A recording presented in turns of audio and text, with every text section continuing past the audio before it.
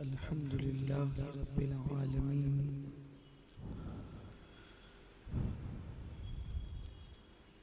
والعاقبة للمتقين والصلاة والسلام على سيد الأنبياء والمرسلين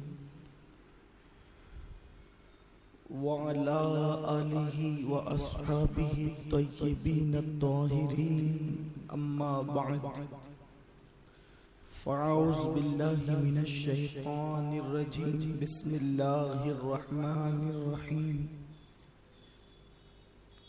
إنما يخشى الله من عباده العلماء صدق الله العظيم غوث اعظم بمنی بے سرو ساما مددے قبلہ دین مددے کعبہ ایمان مددے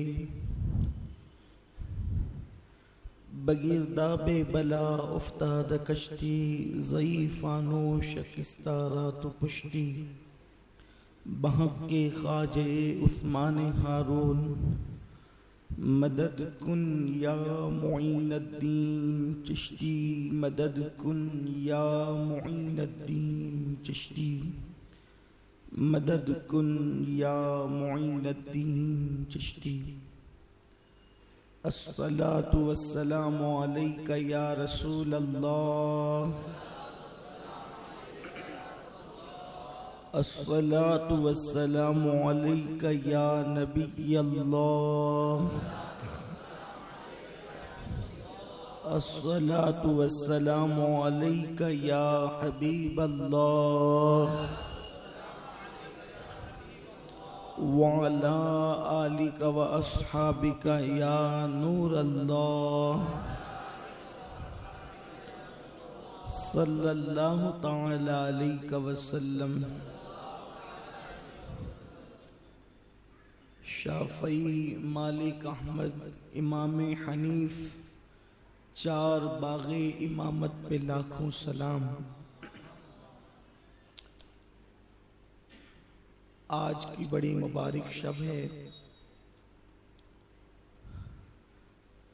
یوں تو حضور رحمت تمام ہم سب کے آقا و مولا حضور رحمت عالم سید عالم جان عالم خلاصہ کائنات فخر موجودات احمد مجتبی محمد مصطفیٰ ارواحنا فدا صلی اللہ تعالی علیہ وسلم نے فرمایا شعبان من شہری، شعبان میرا مہینہ ہے، اور جس ماہ مبارک کو حضور اپنا مہینہ قرار دیں پھر اس کی شان کیا ہوگی۔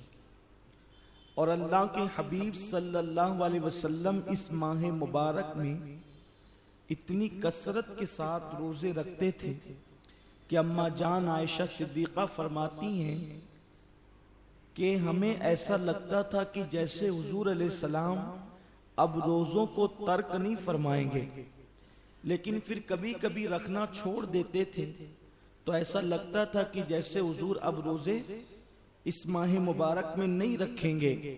کسی نے عرض کیا یا رسول اللہ صلی اللہ تعالی علیہ وسلم ہمارے ماں باپ آپ پہ قربان آقا، یہ بتائیں کہ اس ماہ مبارک میں آپ اتنی کثرت کے ساتھ روزے کیوں رکھتے ہیں اور آپ نمازوں کی اور عبادت کی تعداد ماہ شعبان المعظم میں بہت زیادہ کر دیتے ہیں، اس کی وجہ کیا ہے؟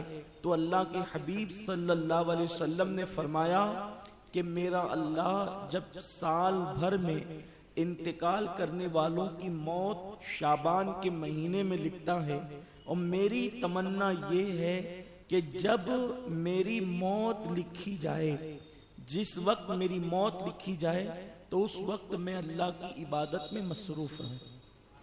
اس ماہ مبارک کی برکتیں یہ ہے، اور اس مہینے کی خاص بات یہ ہے کہ اللہ تبارک و تعالی نے 15ویں شعبان یعنی شب برات اس امت کو عطا فرمائی۔ انشاءاللہ اس پر گفتگو اس کے وقت پر ہوگی، لیکن آج دوسری شب ہے شعبان المعظم کی، اور یہ مبارک شب ہمارے امام الائمہ سراج الامہ کاشف الغمہ سیدنا نعمان بن ثابت امام اعظم ابو حنیفہ رحمت اللہ علیہ کی شہادت کی شب ہے۔ وصال کی شب بھی کہی جاتی ہے اور شہادت کی شب بھی کہی جاتی ہے۔ امام اعظم ابو حنیفہ جن کے ہم مقلد ہیں، یعنی ہم جو نمازیں پڑھتے ہیں، روزے رکھتے ہیں، تو اس میں جو مسائل ہیں کہ روزہ کن چیزوں سے ٹوٹتا ہے، کن چیزوں سے نہیں ٹوٹتا ہے، نمازیں کس طریقے سے درست ہوتی ہے اور کس طریقے سے نادرست ہوتی ہے، یہ سارا قانون اگر کسی نے دیا ہے تو وہ حدیث پاک سے نکال کر ہم حنفیوں کو امام اعظم ابو حنیفہ نے عطا فرمایا ہے۔ اس سے پہلے کہ امام اعظم کی زندگی پر کوئی گفتگو ہو، آپ کے ذہن و دماغ کے اندر ایک بات آئی ہوگی کہ آخر ایک انسان، ایک عالم، ایک امام، اس کے کہنے اور اس کے قانون دینے کے مطابق ہم نمازیں پڑھتے ہیں، ہم روزے رکھتے ہیں، ہم حج کرتے ہیں، ہم قربانی کرتے ہیں، تو یہ تو اللہ رسول کے کہنے سے کرتے ہیں، لیکن اس میں امام اعظم کا ہم پر کیا احسان ہے؟ تو امام اعظم ابو حنیفہ کا ہم پر احسان یہ ہے کہ اللہ عز و جل نے قرآن میں فرمایا اقیم الصلاۃ، نماز قائم کرو، لیکن نماز کیسے قائم کریں؟ فرمایا وَارْكَعُوا مَعَ الرَّاكِعِينَ، اور رکوع کرو رکوع کرنے والوں کے ساتھ، یعنی نماز جماعت کے ساتھ پڑھو۔ لیکن اب کتنی رکعت پڑھیں؟ فجر میں 2 رکعت پڑھیں فرض کی، ظہر میں 4 رکعت فرض پڑھیں، عصر میں 4 رکعت فرض پڑھیں، مغرب میں 3 رکعت فرض پڑھیں، عشاء میں 4 رکعت فرض پڑھیں۔ یہ تو حدیث پاک میں ہے، اس کا کوئی انکار نہیں کر سکتا۔ لیکن اب جب نماز پڑھیں تو نماز پڑھنے میں جب نماز شروع کریں تو کانوں کی لو تک ہاتھ اٹھانا سنت ہے۔ وہ کتنا اٹھائیں؟ یہاں تک اٹھائیں، یہاں تک اٹھائیں، یہاں تک اٹھائیں، صرف یہیں تک اٹھائیں۔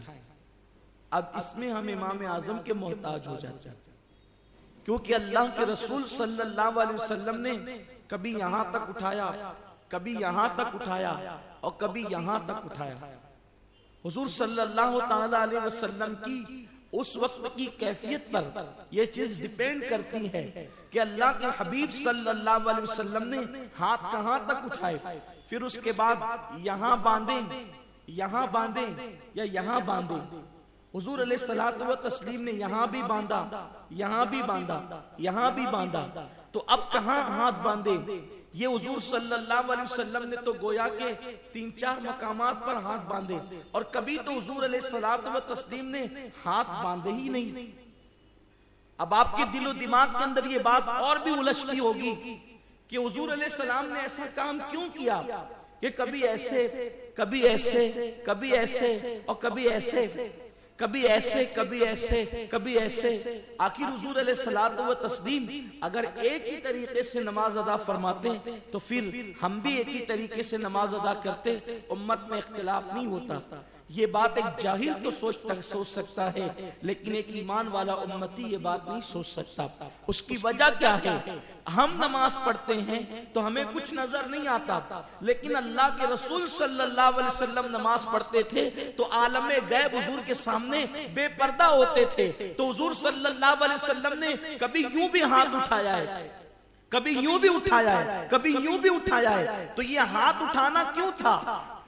تکبیر کہہ کر اللہ اکبر کہہ کے نماز شروع ہو سکتی تھی، لیکن آقا کریم کے ہاتھ اٹھانے کی کیفیت بدلتی کیوں جا رہی ہے؟ تو اللہ کی رحمتوں کا نزول ہوتا تھا، حضور اس کو دیکھتے تھے اور دیکھتے ہوئے حضور علیہ السلام کے ہاتھ اٹھ جاتے تھے، حضور علیہ السلام کے ہاتھ اٹھ جاتے تھے، اور پھر حضور علیہ السلام و تسلیم پر الگ الگ کیفیت طاری ہو جاتی تھی. وہ سو جائے تو معراج منامی، وہ جاگے تو خدا سے ہم کلامی. الگ الگ معاملات ہوتے تھے. بلکہ حضور علیہ الصلوۃ والتسلیم کبھی کبھی نماز میں چلے بھی ہیں. حضور علیہ السلام نے کبھی 2 قدم آگے بھی کیا اپنے آپ کو. کیوں؟ اس لیے کہ حضور علیہ السلام سے پوچھا گیا یا رسول اللہ آپ نماز میں جو ہے وہ 2 قدم آگے بڑھے، آگے بڑھنے کی وجہ کیا ہے؟ اللہ کے حبیب صلی اللہ علیہ وسلم فرماتے ہیں وجہ یہ ہے کہ جب میں نماز میں تھا تو جنت کی کو میرے سامنے پیش کیا گیا تھا، میں آگے بڑھا اور میں نے جنت کے انگور کے خوشوں کو توڑا. اب یہ کیفیت آپ کو ہم کو نماز میں تو نہیں مل سکتی ہے. تو حضور کے ساتھ جو کچھ ہوتا تھا آقا کریم کی کیفیت بدلتے رہتی تھی تو انداز بھی بدلتا تھا. لیکن اللہ کی شان تو یہ محبوب تیری کیفیت بدلتی ہے تو انداز بدلتا ہے، لیکن تو نے جو کر لیا وہ مجھے پسند ہے اور قیامت تک اب میں لوگوں سے کرواتا رہوں گا.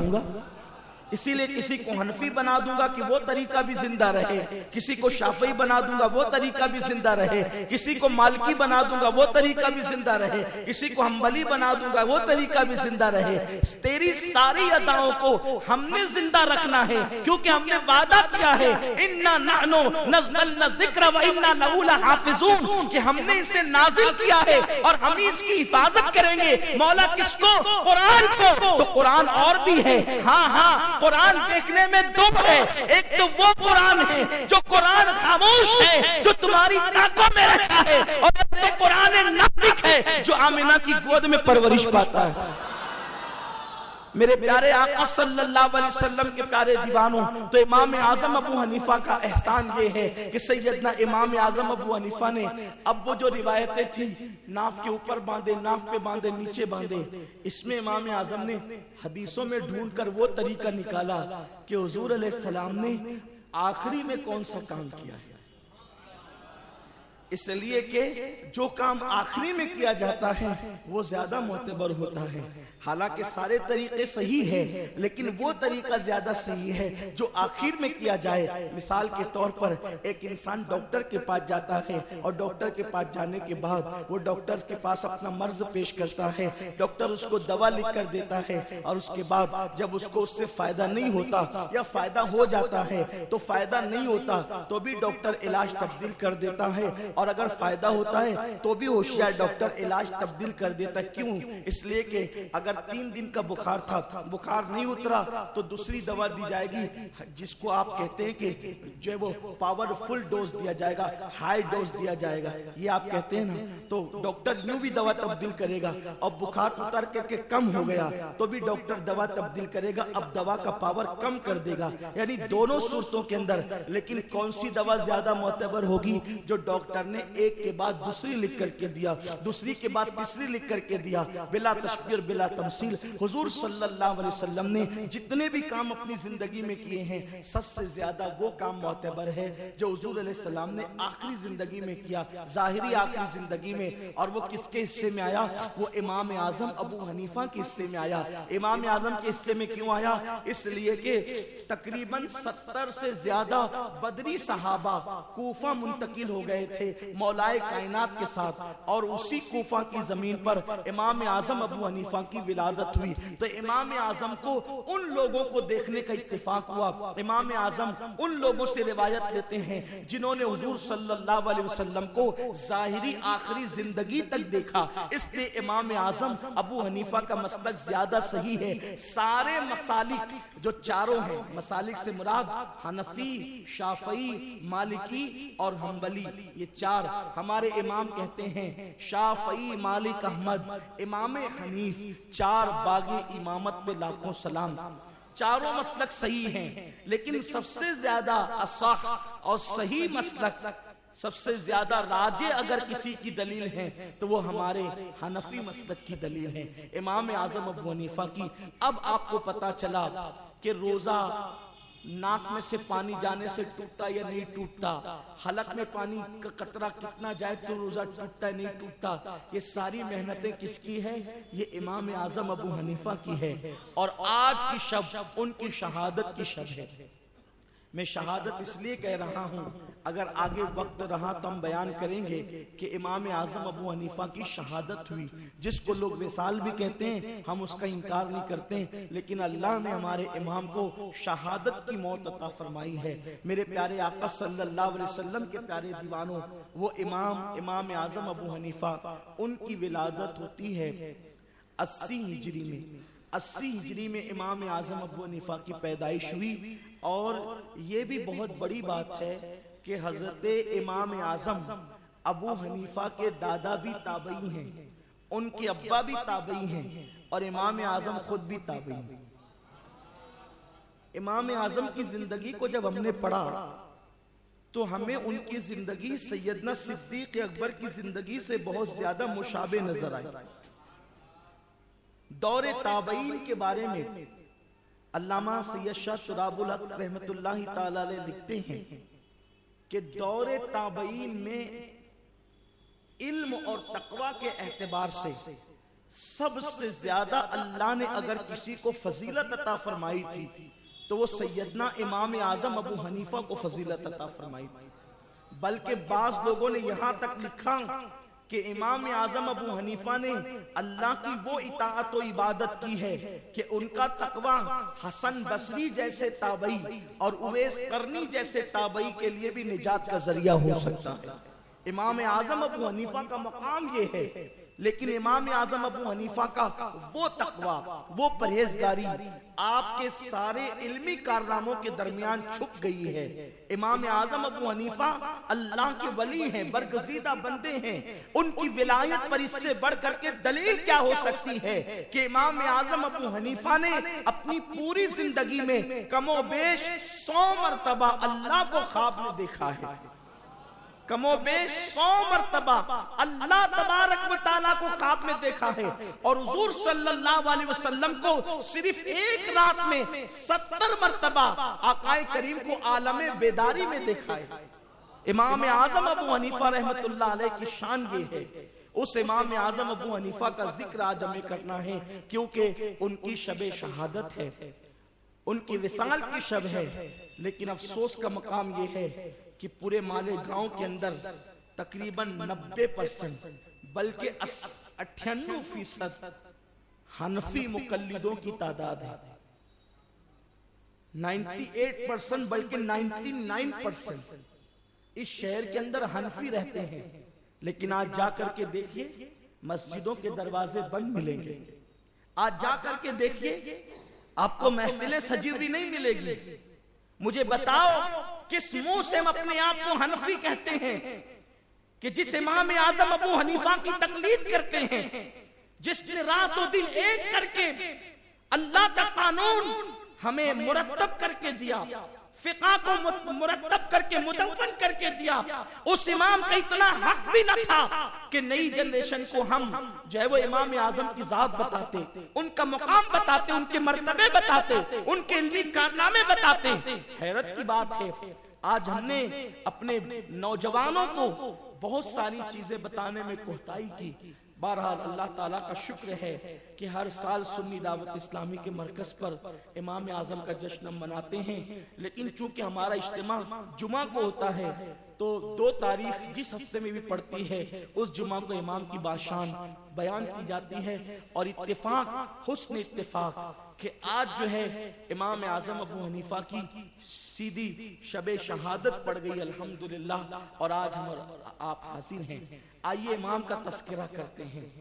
امام اعظم کا تذکرہ قربان جائیں، یہ بہت برکت کا ذریعہ ہے۔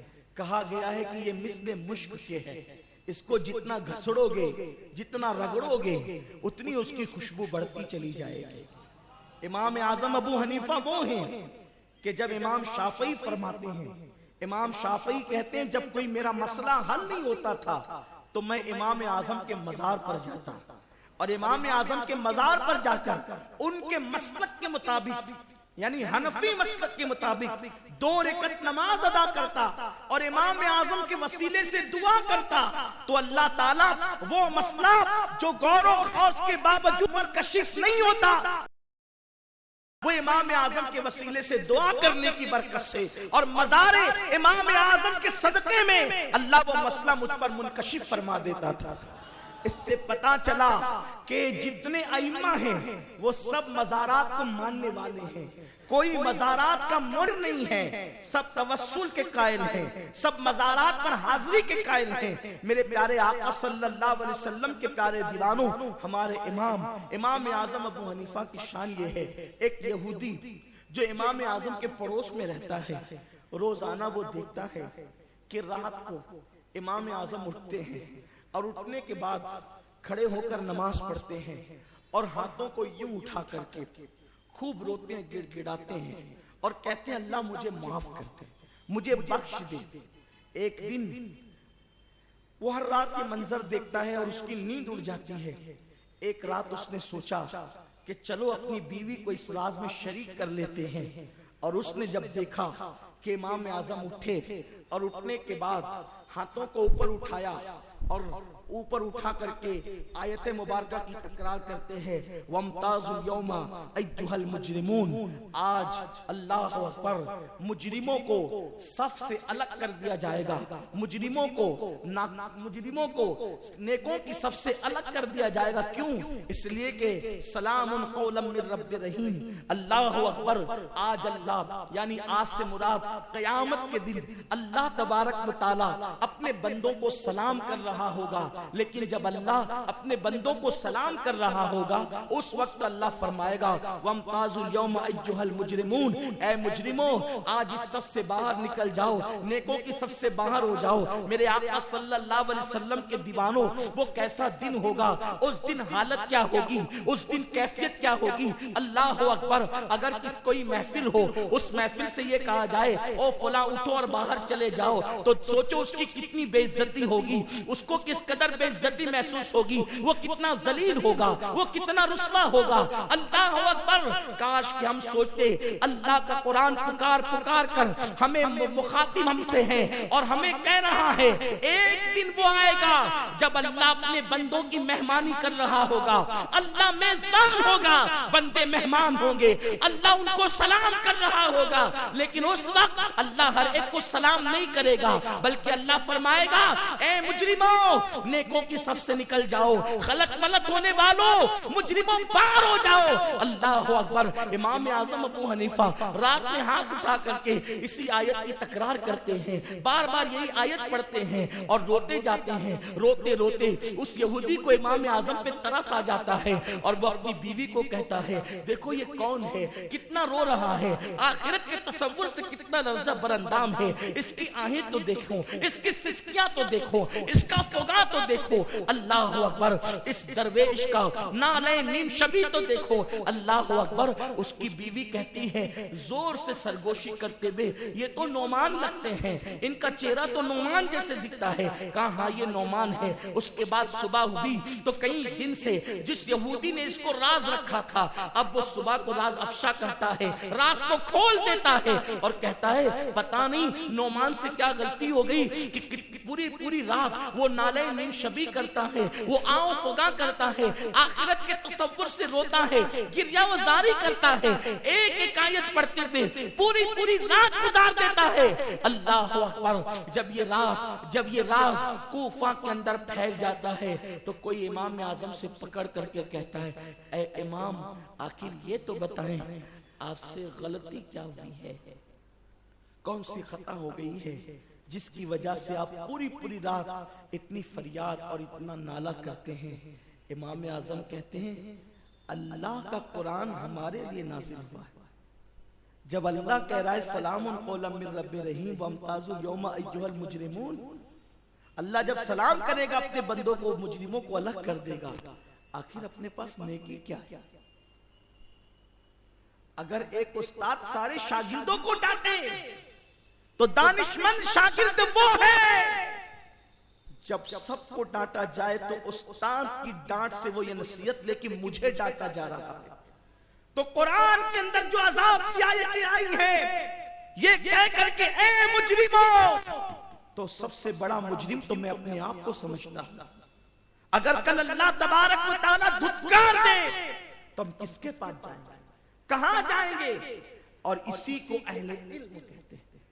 جب خشیت دل کے اندر شان سے بیٹھ جائے، انما یخشی اللہ من عبادہ العلماء، اللہ کے بندوں میں سب سے زیادہ اللہ سے اگر کوئی ڈرتا ہے تو وہ علم والے ڈرتے ہیں۔ علم والوں کے دل میں اللہ کی خشیت ہوتی ہے۔ یہ سیدنا امام اعظم ابو حنیفہ کی کیفیت ہے۔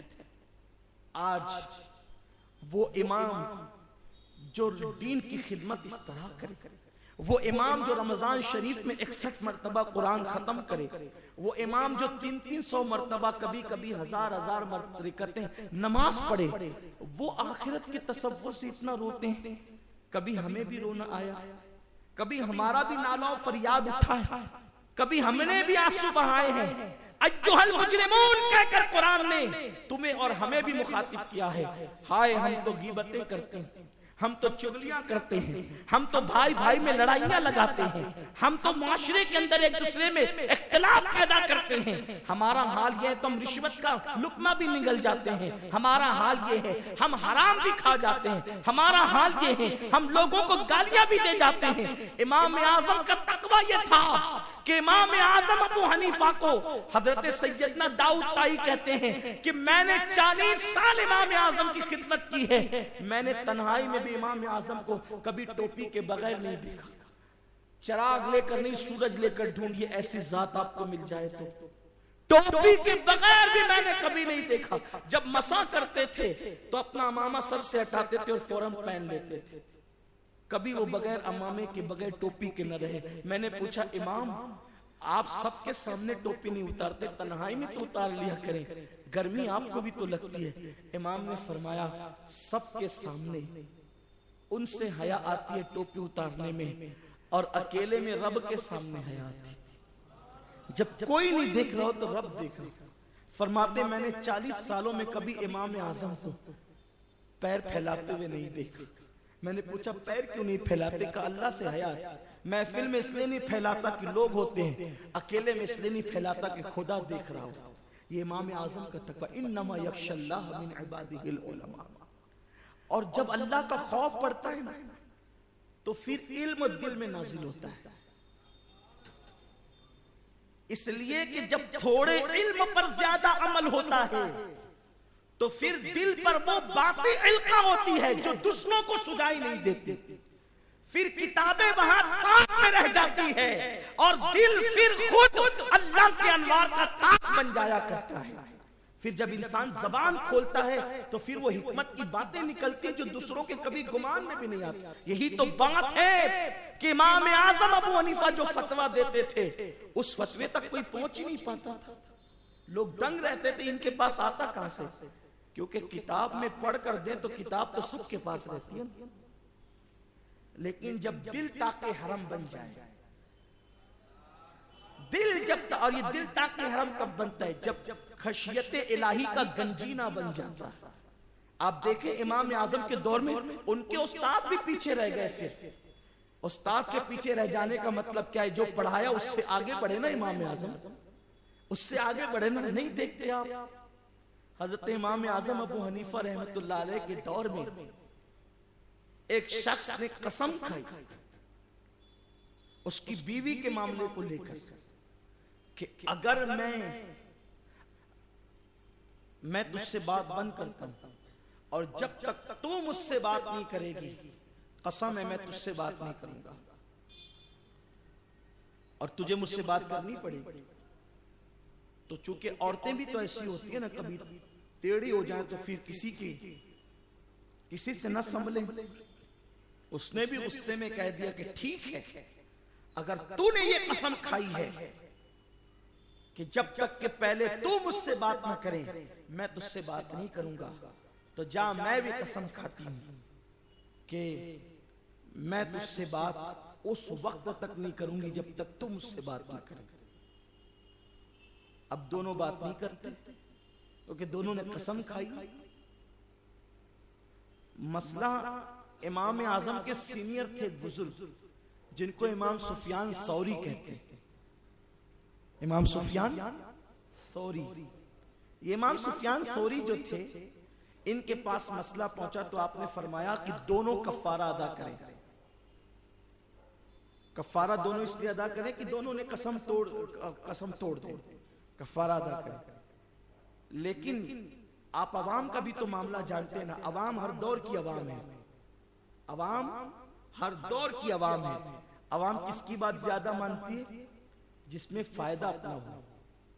اور عوام میں ہمیشہ سے ایک عادت رہی ہے, ایک جگہ مسئلہ پوچھا, اگر مطلب کی بات نہیں آئی تو کتنا بھی بڑا عالم ہو وہ دوسری جگہ ضرور پوچھے گا.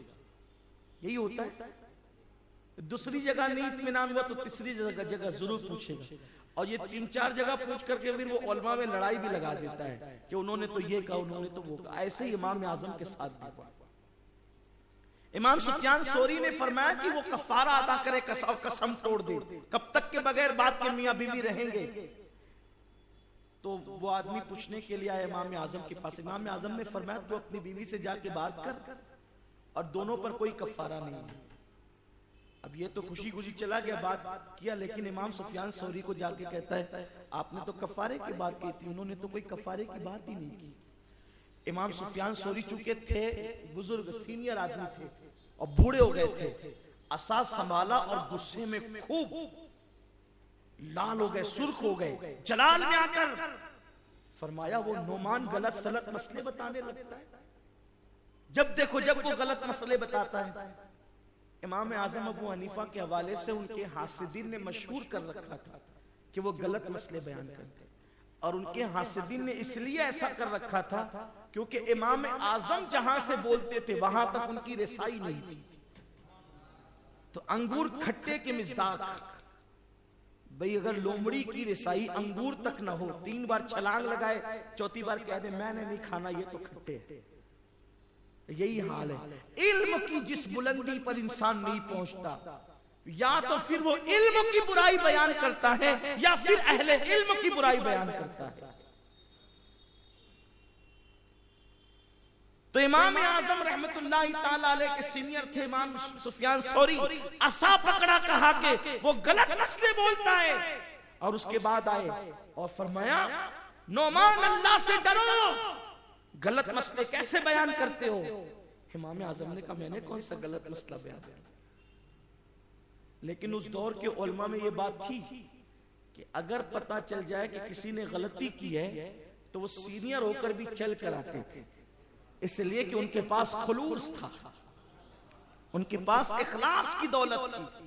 اور جہاں خلوص ہوگا وہاں پھر انسان اپنے آپ کو نہیں دیکھتا, پھر انسان آخرت کو دیکھتا ہے. خود سے چل کر آئے, فرمایا غلط مسئلے بیان کرتے ہو. ہزاروں سلام امام سفیان ثوری کی عظمت پر, مگر کروڑوں سلام امام اعظم کی عظمت پر. جب انہوں نے کہا کہ غلط مسئلے بیان کرتے ہو, فرمایا کتنے تحمل سے, میں نے کب غلط مسئلہ بیان کیا, بات کیا, بیٹھے تو صحیح. کہا کہ آپ نے اس مسئلے میں کہا کہ کوئی کفارہ نہیں, جب قسم توڑ دی تو حضور کی حدیث ہے کفارہ ہے. فرمایا لیکن حضور کی حدیث تو آپ صحیح پڑھتے ہیں کہ قسم توڑنے پہ کفارہ ہے, مگر جہاں قسم ٹوٹے ہی نہیں وہاں کفارہ کہاں ہے؟ آپ جس کو قسم ٹوٹنے کی بات کرتے ہیں وہاں قسم ٹوٹی کہاں؟ کہ وہ کیسے؟ فرمایا بلاؤ اس آدمی کو. آدمی کو بلایا گیا کہ بھئی اپنا مسئلہ بیان کرو. اس نے کہا کہ میں نے غصے میں بیوی سے کہا تھا, اپنی بیوی سے, کہ اگر تو پہلے مجھ سے بات نہ کرے خود سے تو میں تجھ سے بات نہیں کروں گا, پہلے تجھے کو بات کرنی ہوگی اور میں بات بند کرتا ہوں. یہ بات کہہ کر کے قسم کھائی. اس کے بعد پھر کیا ہوا تو کہا میری بیوی نے بھی قسم کھائی. فرمایا جب اس نے, امام اعظم کہتے ہیں جب اس نے قسم کھا لی کہ جب تک تو بات نہ کرے, جب تک تو پہلے بات نہ کرے میں تجھ سے بات نہیں کروں گا. بعد میں اس کی بیوی نے کہا نا کہ میں بھی تجھ سے بات نہیں کروں گی. یہ جو میں بھی تجھ سے بات نہیں کروں گی اس نے تو بات کر لی, اب اس کی قسم رہ کہاں گئی؟ جب قسم ٹوٹی ہی نہیں تو پھر اس کے بعد کفارے کا سوال کیسے پیدا ہوتا ہے؟ جب انسان کا عمل اس کے علم پر ہوتا ہے, انما یخشی اللہ کی منزل, پھر قدرت خود ہی اس کی رہنمائی کی ہے اور وہاں سے اس کو راستے بتائے جاتے ہیں جہاں تک اوروں کی رسائی نہیں ہوتی. ایک مرتبہ ایک آدمی اس کے سسر سے ناراض رہتا تھا, ایک شخص اس کے سسر سے ناراض رہتا تھا اور ناراضگی تھی سسر داماد میں. جس کو خسر بھی کہتے ہیں اور آپ لوگ اپنی زبان میں سسور کہتے ہیں. اب سمجھ میں آ گئی ہوگی بات, ورنہ خسر یہ کیا بلا ہے, آپ بھی ابھی یہی حیران رہیں گے. ویسے میں سمجھتا ہوں کہ ہفتہ واری اجتماع میں آنے والے تو اس قدر ابھی ماشاءاللہ بہت سمجھدار ہیں, اور یہ تو فارسی اشعار بھی سمجھنے لگے. جب میں نمی دانم چھ منزل بود شب جائے کہ منبودم کہتا ہوں تو سبحان اللہ سے پوری مسجد گونج جاتی ہے. اس کا مطلب یہ ہے کہ ہمارے ہفتہ واری اجتماع میں آنے والے بہت سمجھدار. عربی میں پڑھتے ہیں رب صلی وسلم دائما ابدا, پورے مسجد کے لوگ پڑھنے لگتے ہیں. الحمدللہ اللہ تعالیٰ مزید آپ کو ہم سب کو علم نافع. علم کا کوئی کنارہ نہیں ہے, اور علم دینے والے کی شان ہے وہ جس کو چاہے عطا کر دے. نبی مختار کل ہیں, جس کو جو چاہیں عطا کر دے. علم کے دروازے پر کوئی پہرا نہیں ہے. علی سے جس کی جتنی اچھی جمے گی, علی سے جس کی جتنی اچھی جمے گی اس کے پاس علم اتنا زیادہ آئے گا. اور یہ جو امام اعظم کا ذکر کر رہا ہوں, ان کی بھی بڑی جمتی تھی, کیونکہ ان کے ابا جی کو ان کے دادا لے جاتے تھے مولا علی کے پاس, اور مولا علی ان کے ابے کے سر پہ ہاتھ رکھ کے دعائیں کرتے تھے, اللہ اس کی اولاد میں برکت عطا فرما. دیکھا علی کے بغیر کوئی کچھ نہیں بنتا. جہاں بھی علم دیکھو گے علی والا ہوگا تو ہی علم کا فیضان ملے گا, ورنہ صرف نو تو سبھی پڑھ لیتے, بلکہ اس کی ایجاد بھی مولا علی نے کی ہے. علم نحو کی ایجاد بھی کرنے والے مولا علی ہیں. بہرحال وہ میرا عنوان نہیں ہے. تو سسر سے ناراضگی تھی, تجارت کے لیے سفر پہ جانا تھا, تو بیوی کو کہا کہ میں جا رہا ہوں سفر پہ, اور اس نے اپنی بیوی سے یہ بات کہی, اس کی بیوی سے یہ بات کہی کہ اگر میری غیر موجودگی میں تو تیرے باپ کے گھر گئی, تو اپنی بیوی کو وہ شخص کہتا ہے کہ 3 طلاق. 3 سے کم کی بات تو لوگ کرتے ہی نہیں ہیں, 3 سے کم کی بات تو لوگ کرتے ہی نہیں. اس دور کا بھی یہی حال تھا. حالانکہ لوگوں کو معلوم ہونا چاہیے کہ ایک طلاق دینے پر بھی طلاق واقع ہو جاتی ہے, لیکن اس سے فائدہ یہ ہوتا ہے کہ پھر بعد میں آپ کو 2 کے چانس رہتے ہیں. یہ عنوان پہ بھی گفتگو ہو چکی ہے. اور 3 طلاق کی اس شخص نے بات کی. اب ایسی صورت میں وہ تو چلا گیا, اس کو علم نہیں تھا کہ بیوی کو اتنا پابند کر کے جا رہا ہوں تو آگے پوزیشن کیا ہوگی. وہ گیا تو اس کا باپ بیمار پڑ گیا. بھائیوں نے, بہنوں نے, ماں نے آ کر بہت سمجھایا, دیکھ تیرا باپ بیمار ہے, اس نے چل کے دیکھ لے. اس نے کہا میں نہیں آؤں گی, کیونکہ میرے شوہر نے مجھے قید لگائی, اور اس نے کہا کہ تیرے باپ کے گھر گئی تو 3 طلاق, 3 پڑ جائے گی ایک ساتھ. اس کا مطلب اس دور میں بھی 3 کو 3 ہی مانتے تھے, 3 کو 1 نہیں مانتے تھے, کیونکہ یہ 1 ماننے والے 3 کو 1 ماننے والے, یہ 3 تثلیث سے پیدا نہیں ہوئے تھے.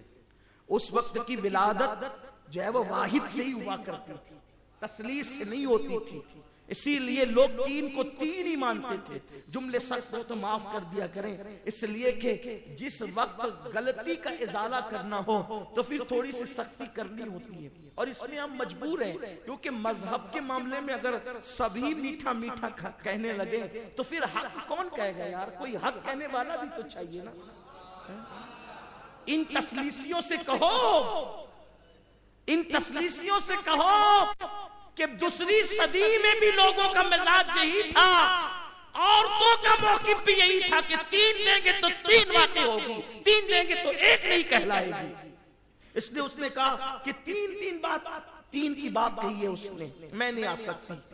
اتفاق سے اس کا باپ مر گیا. انتقال ہوا تو چونکہ بیٹی تھی نا, بیمار ہوا, علیل ہوا, صاحب فراش ہوا, سیریس ہوا, بہت بلانا آیا, بار بار نہیں گئی. لیکن میت ہوئی تو لوگوں نے کہا تیرے باپ کا آخری دیدار تو کر لے. اب بیٹی تھی, بیٹی کو باپ سے زیادہ پیار ہوتا ہے. اس نے سوچا کہ آخری دیدار اگر نہ کروں گی تو زندگی بھر پچھتاؤں گی. وہ چلی گئی, مرنے کے بعد چلی گئی, اور گئی باپ کے کفن دفن میں شریک ہوئی. لیکن جب واپس لوٹی تو اب پورے علاقے کے اندر مسئلہ ہوا بن گیا کہ طلاق ہوئی کہ نہیں ہوئی.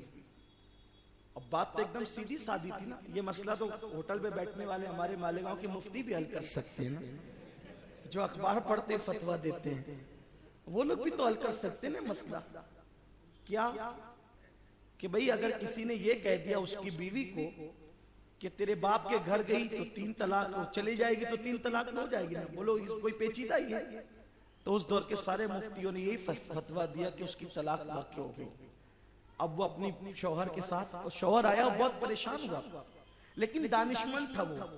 اس نے کہا کہ واقعی یہ گئی, میری بات کو اس نے اتنی لاج رکھی کہ باپ کے جیتے جی, بیمار پڑنے کے بعد بھی نہیں گئی, سیریس ہونے کے بعد بھی نہیں گئی, سکرات کے عالم میں بھی نہیں گئی, لیکن مرنے کے بعد آخر بیٹی تھی نا, آخری دیدار کے لیے تو اس کو جانا تھا, چلی گئی. ٹھیک ہے کوئی بات نہیں, لیکن غلطی تو میں نے کی, مجھے نہیں پتا تھا کہ مر جائے گا, سسر مر جائے گا یہ نہیں پتا تھا اس کو. اس شخص نے سوچا کہ لیکن مرتا کیا نہیں کرتا, خوبصورت بیوی کو میکے پہنچا دیا. اب اکیلا رہنے لگا تو بہت ٹینشن ہوا, اس لیے کہ جب تک بیوی ہوتی ہے نا تو اس کی قدر نہیں ہوتی لوگوں کو, جب چلی جاتی ہے تو تب پتا چلتا ہے کہ تیری اوقات کیا ہے. اور ایک بات آپ سے کہتا ہوں, ہنسی میں نہ لینا, یہ بات سمجھو, بیوی پیر کی جوتی نہیں ہے, لیکن بیوی سر کا تاج بھی نہیں ہے. جو لوگ بیویوں کو غلام اور کنیز کی حیثیت سے رکھتے ہیں, تھوڑی تھوڑی معاملات میں ان کو ڈانٹتے ہیں, گالیاں دیتے ہیں, ماں بہن نکالتے ہیں, ان کو چاہیے میرے عزیز اگر جنت میں بھی بیوی نہ ہو تو جنت کا حسن بھی انسان کو ادھورا لگتا ہے. حسن جنت بھی انسان کو ادھورا لگے, یہ دنیا کیا ہے. ارے نادان, جمعہ کے دن عورتیں گھر سے چلی جاتی ہے تو گھر سونا سونا لگنے لگتا ہے. آخر کیا ہوتا ہے, گھر میں فریج بھی ہے, گھر میں برتن بھی ہے, تجوریاں بھی ہے, کپڑے بھی ہے, دولت بھی ہے, پھر بیوی کے صرف گھر سے نکل جانے سے وہ رونق کہاں چلی جاتی ہے. اس سے پتا چلا کہ بیویاں گھر کی رونق ہے, بیوی گھر کی جنت ہے, اس کے بغیر اپنی زندگی مکمل نہیں ہو سکتی. لیکن ہاں, جن لوگوں نے عورتوں کو قبلہ بنا لیا ہے, کعبہ بنا لیا ہے, حضور نے ان پہ بھی لعنت فرمائی ہے. جو پیر کی جوتی بنا لے ان پہ بھی لعنت, اور جو سر کا تاج بنا لے ان پہ بھی لعنت. پھر کس کو حضور نے سراہا, بیوی دل کی پسلی کے قریب سے پیدا ہوئی ہے, اور جو پسلی دل کے قریب تھی اس سے پیدا ہوئی, اس لیے یہ دل کے قریب رکھنے کی چیز ہے. اس کو نہ سر پہ رکھو نہ پیر پہ رکھو, بلکہ اس کو دل کے قریب رکھو. اور میں تو لوگوں کو کہتا ہوں, جب بیویاں فرمائش کرتی ہے, عورتیں نہیں سن رہی اس لیے کہہ رہا ہوں, جب بیویاں فرمائش کرتی ہے تو لوگ سوچتے ہیں ارے چھوڑ یار, ان کا تو روزانہ کا یہی ہے, یہ لا دو, وہ لا دو, وہ لا دو. لایا کرو, اس لیے کہ ان کی فرمائش پوری کی جاتی ہے تو خدا اس پر وہ انعام عطا کرتا ہے جس پر تم تصور نہیں کر سکتے. جب عورتوں کے مجمع میں بیان کرتا ہوں تو ان سے کہتا ہوں کہ ایسی فرمائش مت کرو کہ شوہر پوری نہ کر سکے, لیکن آپ سے کہتا ہوں فرمائش کیا کرے, اور اپنے بس میں ہو تو لایا کرو, بس میں نہیں ہو تو سمجھا لیا کرو, ڈانٹا مت کرو. کیوں؟ توجہ چاہتا ہوں, علماء بھی یہاں موجود ہیں, ائمہ بھی موجود ہیں, اب پتہ نہیں کہاں کہاں تک میری آواز جائے گی. ایک خاص بات عرض کر رہا ہوں, بیوی فرمائش کرے تو لانے کے لیے جایا کرو, اس راہ میں بڑی برکتیں ملتی ہے. حضرت موسیٰ علیہ السلام کی بیوی نے سخت سردی میں کہا, موسیٰ میں ٹھٹر رہی ہوں, ذرا میرے لیے آگ تاپنے کے لیے آگ لا دیجیے. جنگل میں آج سے کم و بیش 4000 سال پہلے کی بات ہے, کم و بیش جنگل میں آگ چاہیے. تو آگ کوئی ایسا تو نہیں تھی کہ چلو ٹافی کی بھٹی جل رہی ہے تو لے آئے, روٹ کی بھٹی لگی ہے تو لے آئے, اینٹ کی بھٹی لگی ہے تو لے آئے. جنگل ہے, وادی طور ہے, طور سینا کا مقام ہے, اور بیوی سردی میں کہتی ہے میرے لیے آگ لاؤ. موسیٰ نے منع نہیں کیا علیہ الصلوۃ والتسلیم. اب تک موسیٰ کو نبوت نہیں ملی. وہ موسیٰ جو جناب شعیب کی بکریاں چراتے ہیں, بیوی کو واپس لا رہے ہیں, اور بیوی نے کہا آگ چاہیے, آگ لانا ممکن نہ تھا. سوچا بیوی نے مانگا ہے, چلو کوشش تو کرتے ہیں, آگ لا, اور آواز آئی اللہ اکبر, یا موسیٰ انی انا اللہ, اللہ اکبر. پھر خدا نے ہم کلامی کا شرف ان کو عطا فرمایا. آگ لانے گئے تھے بیوی کے لیے, اللہ نے نبوت و رسالت عطا فرمایا. خدا کی دین کا موسیٰ سے پوچھئے احوال آنے جائے اور پیمبری مل جائے. لیکن آپ کس کے لیے مطالبہ کس کا پورا کر رہے تھے؟ حضرت موسیٰ علیہ السلام مطالبہ کس کا پورا کرتے؟ بیوی کا مطالبہ پورا. اس کا مطلب بیوی کا مطالبہ پورا کرنے کے لیے گھر سے نکلو تو خدا مل جاتا ہے. اگر اس میں اخلاص ہوتی، اس کا مطلب بیوی ٹیشو نہیں ہے کہ آپ پسینہ پوچھ کر کے پھینک دیں. نہیں، اللہ نے اس کو دل کی پسلی کے قریب بہرحال عرض کر رہا تھا کہ اس شخص نے بیچارے نے سوچا نہیں تھا کہ میرے جانے کے بعد مسئلہ اتنا گمبھیر ہو جائے گا، اور بیوی کو پہنچا دیا. اکیلے اکیلے رہنے لگا تو لوگوں سے بہت ٹینشن میں رہتا تھا. کسی نے کہا ایک کام کر، امام اعظم کے پاس جا. انما یخشی اللہ من عبادہ العلماء. جو اللہ سے ڈرنے والا علم والا ہوتا ہے پھر اس کیسے وہ تجلیات بکھیرتا ہے. امام اعظم کے پاس جا. اس نے کہا مسئلہ تو سب لوگ حل کر چکے ہیں نا. اس نے کہا جا تو صحیح امام کے پاس جا. امام کے پاس آیا، سارا سوال بیان کیا. اب جب سوال بیان کیا تو امام اعظم نے کہا کس نے کہا طلاق ہوئی؟ طلاق تو نہیں ہوئی. جا تیری بیوی تیرے نکاح میں باہر نہیں نکلی. اوہو، وہ تو بہت خوش ہو گیا. سوچو جو بیوی کو مطلقہ سمجھ کر کے گھر پہنچا چکا ہو اور گویا کہ جس کی ساری آس ٹوٹ گئی ہو، بتاؤ اس کو نکاح کرتے وقت جتنی خوشی نہیں ہوئی ہوگی نا، سوال کا جواب سنتے وقت اس کو اتنی خوشی ہوئی ہوگی. اس کی خوشی کی انتہا نہ رہی. وہ تو بیوی کو لایا، شان سے رہنے لگا، لیکن پورے کوفہ کے اندر ہلہ مچ گیا. پہلے کی طرح اب بھی نعمان اپنی عادتوں سے باز نہیں آیا. اب بھی وہ غلط مسئلے بیان کرتا ہے. دیکھا کتنا واضح مسئلہ، چھوٹا سا مسئلہ ہے اور غلط بتا دیا. جب یہ سارے لوگ اہل علم اس طرح کے پرچار سے دوچار ہوئے تو کسی نے کہا یار حق اور دیانت کا تقاضا یہ کہ اس سے چل کے پوچھنا چاہیے کہ اس نے یہ غلط مسئلہ کیوں بیان کیا، اپنی آخرت کیوں خراب کی غلط مسئلہ بیان کر. طلاق ہونے کے بعد طلاق نہیں بھی یہ کیوں کہا؟ چلو تو صحیح دیکھیں تو صحیح. جب لوگ پہنچے اور پہنچنے کے بعد کہا امام آپ نے اتنے آسان مسئلے میں غلطی کر دی. امام نے فرمایا کون سے مسئلے میں؟ کہا وہ اس کے سسر سے جو ناراض تھا، اس نے کہا تھا کہ اگر اپنے باپ کے گھر جائے گی تو طلاق، تو باپ کے گھر گئی تو طلاق نہیں ہوئی. فرمایا غور تو کرو، وہ باپ کے گھر کب گئی؟ بیماری میں گئی؟ نہیں. سکرات میں گئی؟ نہیں. پھر کب گئی؟ کہ مرنے کے بعد گئی، کفن دفن میں گئی. فرمایا کہ تم کو یہ مسئلہ نہیں معلوم ہے، جب انسان مر جاتا ہے تو اس کا گھر پھر اس کا نہیں رہتا، وہ اس کے وارثوں کا ہو جاتا ہے. اس کا گھر اس کا نہیں رہتا، وہ اس کے وارثوں کا ہو جاتا ہے. اور باپ کی وراثت میں بیٹی کا بھی حصہ ہے. تو وہ باپ کے گھر کہاں گئی؟ وہ تو اپنے گھر گئی تھی. کہا تھا کہ باپ کے گھر جائے گی تو طلاق ہوگی. وہ باپ کے گھر نہیں گئی، وہ تو خود اپنے گھر گئی. تو اپنے گھر گئی، طلاق کیسے ہو سکتی ہے؟ تب لوگوں نے کہا حنیفہ ابو حنیفہ تو جہاں سے بولتا ہے وہاں تک کسی کی عقل کی رسائی ہو نہیں سکتی. اللہ نے تجھے اتنی عقل عطا کی ہے کہ اگر تیری عقل سے دنیا کی عقل کا موازنہ کیا جائے تو دنیا کی عقل تیری عقل کے عادی ہو کر کے رہ جائے. امام اعظم ابو حنیفہ کے پاس ایک خارجی آیا. خارجی سمجھتے ہیں کسی کو کہتے ہیں؟ خارجی جو علی سے بڑی نفرت کرتے ہیں، مولا علی سے. مولا علی سے کیا، صحابہ سے بھی نفرت کرتے ہیں، لیکن صحابہ کی محبت کا ڈھونگ رچاتے ہیں. اصحاب رسول اور عظمت صحابہ اور یہ اور وہ، اور علی سے نفرت، بغض. خارجیوں نے شہید کیا مولا علی. خارجی آیا، تلوار نکالا اور امام اعظم سے کہا نعمان یہ تلوار دیکھو، میں تمہیں قتل کرنے آؤں. امام اعظم نے کہا کیوں؟ کہا تمہارا عقیدہ یہ ہے نا کہ علی حق پر تھے، پھر بھی معاویہ سے جو جنگ کی تھی حق پہ ہونے کے باوجود انہوں نے ثالث کوئی حکم مقرر کیا تھا.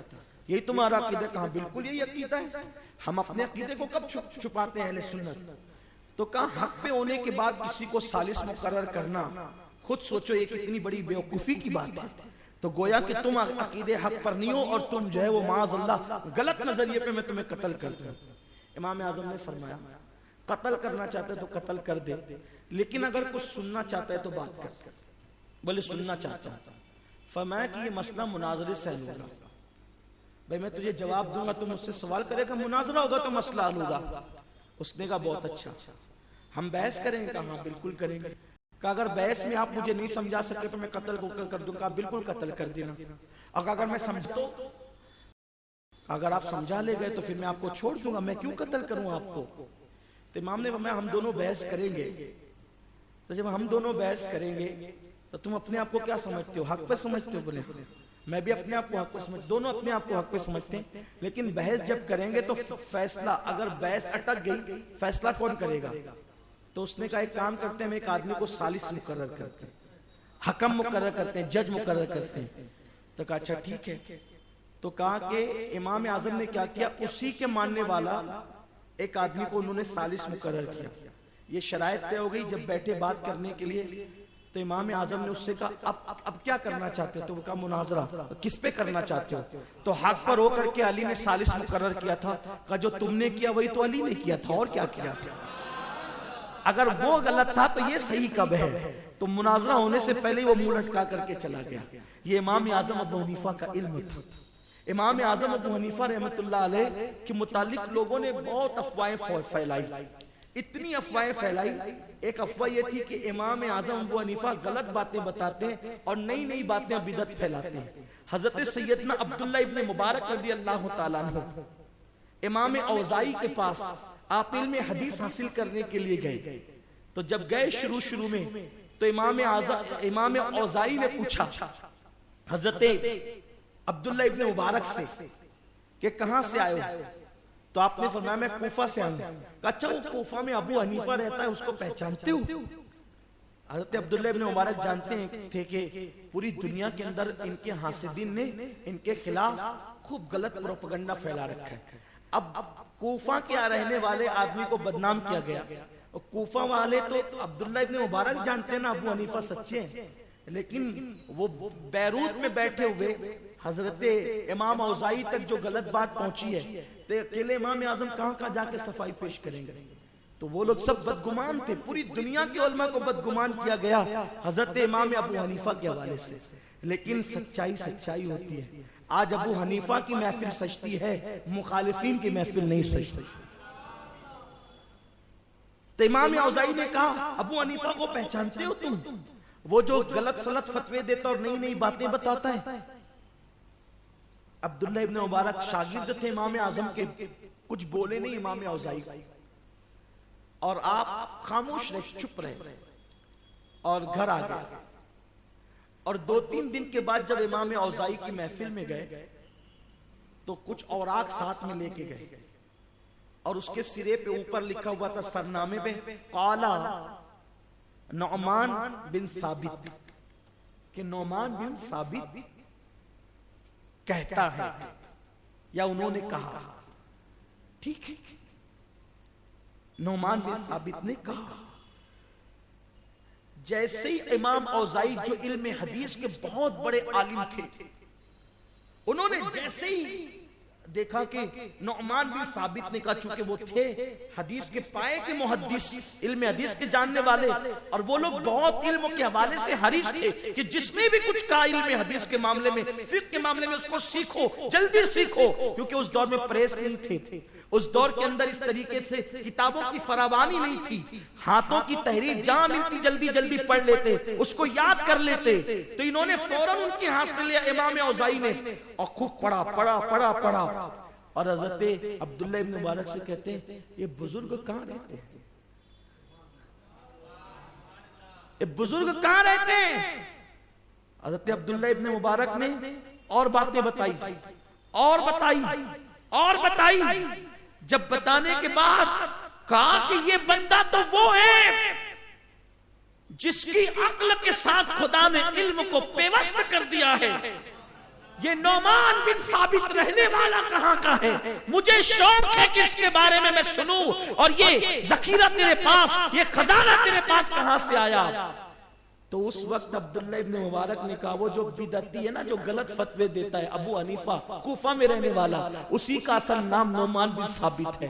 تو حضرت امام اوزاعی دیکھ کر کے شرمندہ ہو گئے اور فرمانے لگے اچھا، کہا کہ ان کے مخالفین نے ان کو بدنام کیا، ورنہ ان کی اصل شخصیت یہ ہے، ان کا اصل کارنامہ یہ ہے۔ پھر اس کے بعد ان امام اوزاعی پہلی ملاقات مکہ المکرمہ میں ہوئی، عبداللہ ابن مبارک بھی موجود تھے، تو یہ چپکے سے جا کر امام اوزاعی حضرت امام اعظم کی محفل میں بیٹھ گئے۔ لوگ سوال کرتے تھے، یہ جواب دیتے تھے، سوال کرتے تھے، جواب دیتے تھے۔ امام اوزاعی نے ملاقات نہیں کی، سوال کیا جواب دیا، سوال کیا جواب دیا۔ جب امام اعظم کی محفل ختم ہو گئی، اٹھ کر کے جانے لگے، تو تب امام اوزاعی نے کہا اس کے علم کی، اس کی فراست، اس کی عقل اور اس کی علمی صلاحیت نے لوگوں کو حسد کرنے پہ مجبور کر دیا ہے۔ لوگ حسد کی وجہ سے اس کے خلاف کہتے ہیں، اور میں جان گیا اس کی علمی کارنامے ہی لوگوں کو اس کے حاسد بناتے ہیں۔ اور اس کے بعد دونوں میں وہ دوستی ہوئی کہ پھر امام اوزاعی نے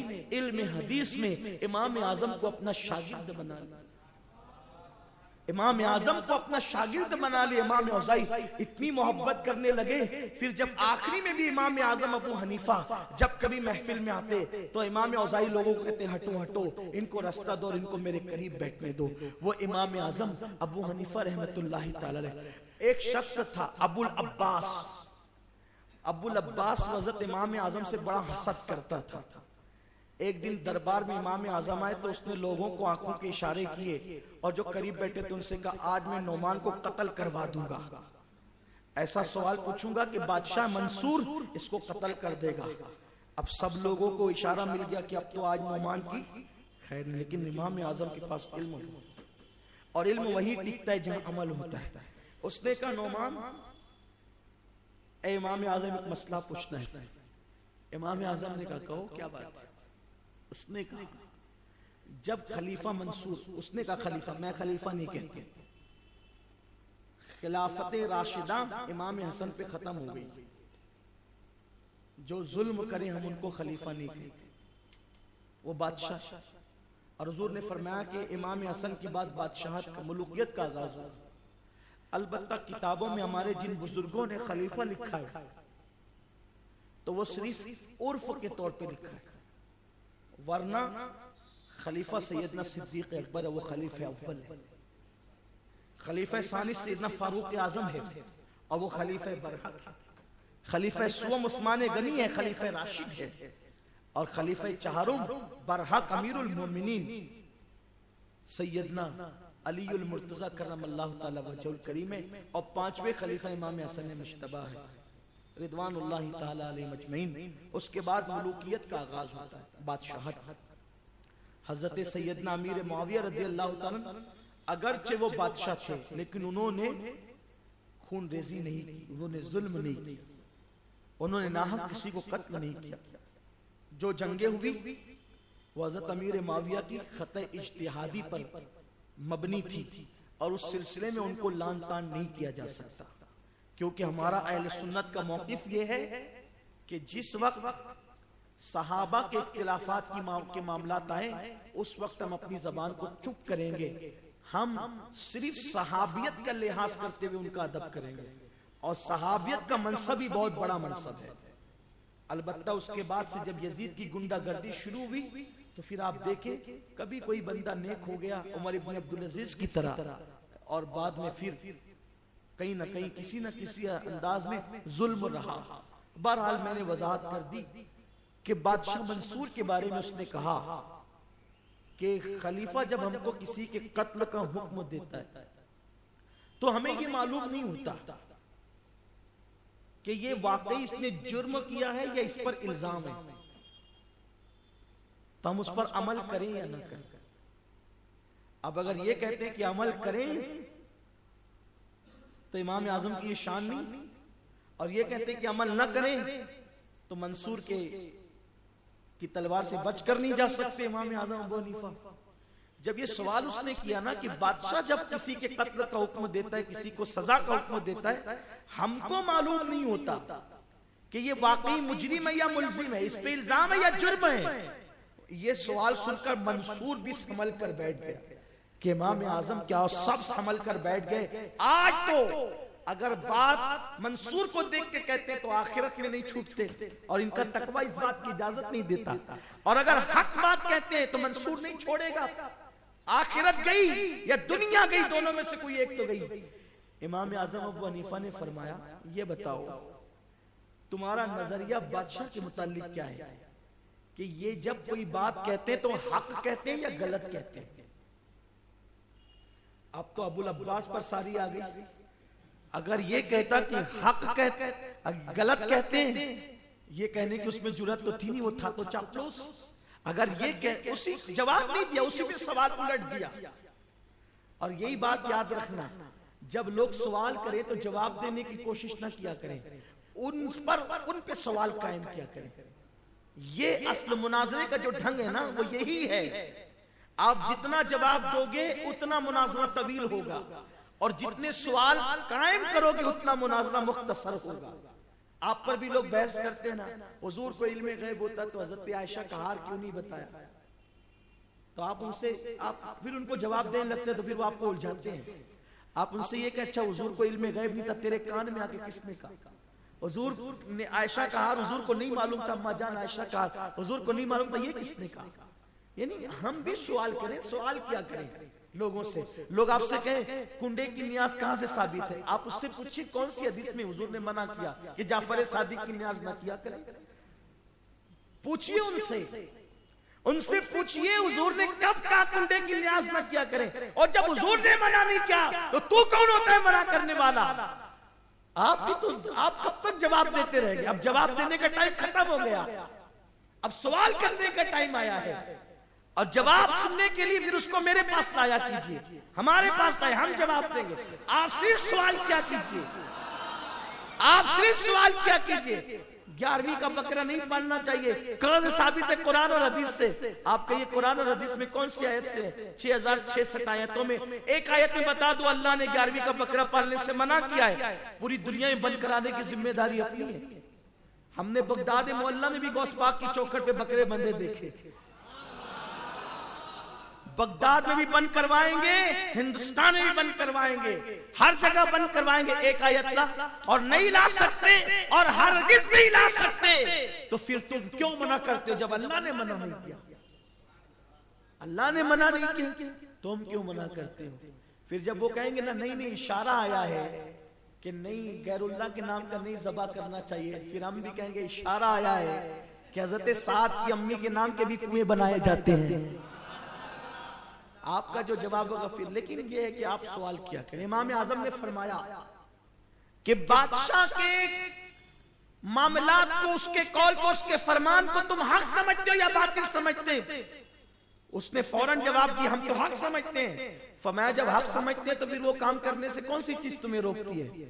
یعنی کہ آپ نے جواب نہیں دیا، اسی کے معاملات اسی پہ ڈال دیے، اس کا اتنا سا منہ ہو کر کے رہ گیا۔ اور جب حضرت امام اعظم تشریف لے گئے تو لوگوں نے عرض کہا کیوں تم نے تو کہا تھا کہ آج وہ جا نہیں سکتے؟ کہا نعمان ایسے اس پہ شکنجہ نہیں جکڑ سکتا۔ امام اعظم ابو حنیفہ کی یہ شان ہے، وہی امام ابو حنیفہ جو علم میں بے مثل و بے مثال تھے، وہی امام اعظم ابو حنیفہ جو چٹکیوں میں لوگوں کے مسائل حل کر دیتے تھے، وہی امام اعظم ابو حنیفہ جن کے بارے میں آقا نے کہا اگر علم ثریا پر ہوتا تو نعمان وہاں سے بھی اس کو لے کر کے آتا، وہی امام اعظم ابو حنیفہ جس کی بشارت حدیث صحیح میں آئی، وہ امام اعظم ابو حنیفہ جس کا تذکرہ اشاروں میں قرآن میں آیا، وہ امام اعظم ابو حنیفہ جس کو دنیا کی زینت کہا گیا، وہ امام اعظم ابو حنیفہ جس کو علم کی زینت کہا گیا، وہ امام اعظم ابو حنیفہ جس کو ابو العلم کہا گیا، وہ امام اعظم ابو حنیفہ جو اپنے وقت کا امام الائمہ تھا، سراج الامہ تھا، زینت الامہ تھا، زینت الائمہ تھا، جو امت کا سراج تھا، جو امت کا چراغ تھا، جو امت کے لیے روشنی تھا، جو امت کے لیے مینار ہدایت تھا، وہ امام اعظم ابو حنیفہ رحمۃ اللہ علیہ۔ ان کے اخلاق یہ تھے، ان کا کردار یہ تھا کہ ایک مرتبہ امام اعظم ابو حنیفہ کے پاس آپ کے حاسدوں میں سے ایک بدبخت آیا، امام اعظم کے پیچھے اوباش لڑکے لگا دیے جاتے تھے کہ جاؤ نعمان کو گالیاں دو۔ امام اعظم کی جب محفل سجتی تھی نا تو لڑکے بٹھائے جاتے تھے، وہ محفل میں کھڑے ہو کے امام اعظم کی ماں پہ گالیاں بکتے تھے، اور امام اعظم تقریر اس درمیان بھی جاری رکھتے تھے۔ کیا صبر! اہل علم میں ہمیشہ صبر ہوگا. آج چھوٹی چھوٹی باتوں کو لے کے ہم فوراً گھبرا جاتے ہیں. نہیں، علم جہاں ہوگا وہاں صبر. جو سمندر ہے وہ خاموش رہا کرتے ہیں اور گھڑے خالی خوب بجا کرتے ہیں. خالی گھڑے نہ بنو، اپنے اندر ظرف پیدا کرو، اعلیٰ ظرف پیدا کرو. اپنی ذات کو کوئی بولے اس کو معاف کرنے کی ہمت رکھو. دو بات کروں گا. امام اعظم کے پیچھے چند کو چھوکروں کو لگا دیا گیا، اوباش لونڈوں کو گالی دو. ایک شخص گالی دیتے دیتے گھر تک پہنچا. امام اعظم چپ رہے، کچھ نہیں.